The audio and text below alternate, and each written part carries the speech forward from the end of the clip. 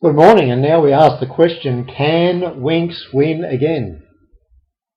Here's what she's up against. 97 millimetres of rain on the Randwick track in a matter of hours.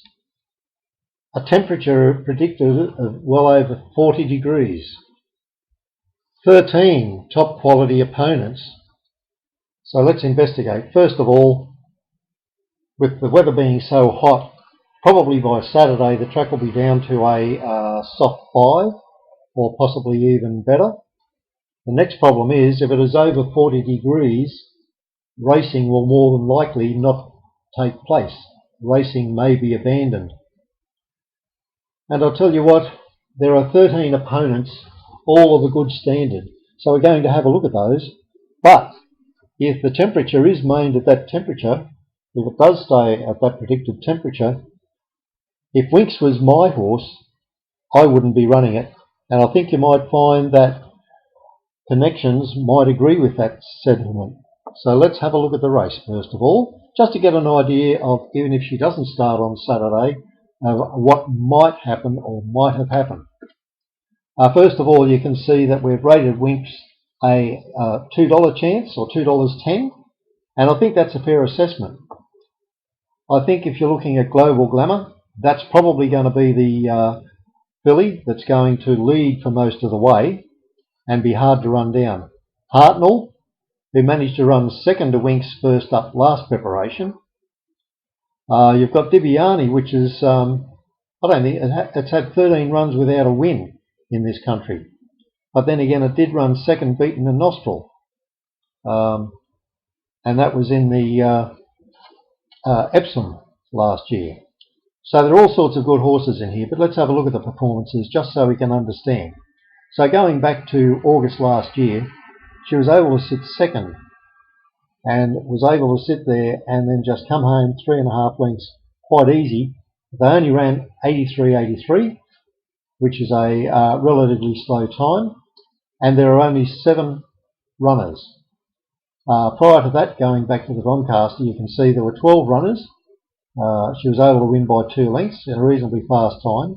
That was on a soft 6 track, and certainly plenty of opposition came from behind everybody. So what we learn is you can go from any side of the track, and the only difficulty is going to be being able to get a run.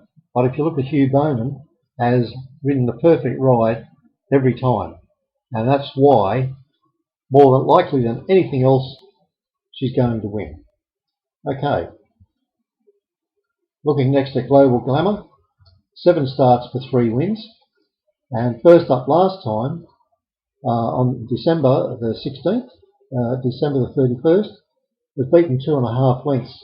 That was at Eagle Farm, and somewhat disappointing, very disappointing. It was much better at the Gold Coast, and fair dinkum, you would have thought she would have had that one.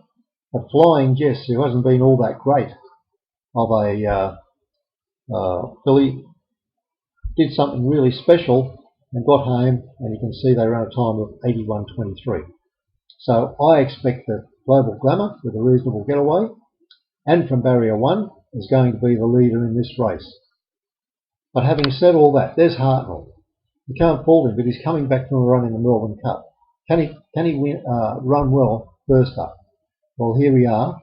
He was beaten 3.5 lengths by Winx first up last time, before going much, much better over the longer distance. That's probably going to be the case again this time. So what they're looking for with Hartnell, no doubt, is probably a good, hard blowout in this first run. Shiraz is a relatively ordinary horse, a 7-year-old, even though it's had 10 wins from 26 starts. But as we go through the field, as I said, if you go to Dibiani, there it was second there. That was in December. And once again, that was in the Villiers. And look at all those seconds, placings, 4th, 3rds, 7-year-old, and only 2 wins.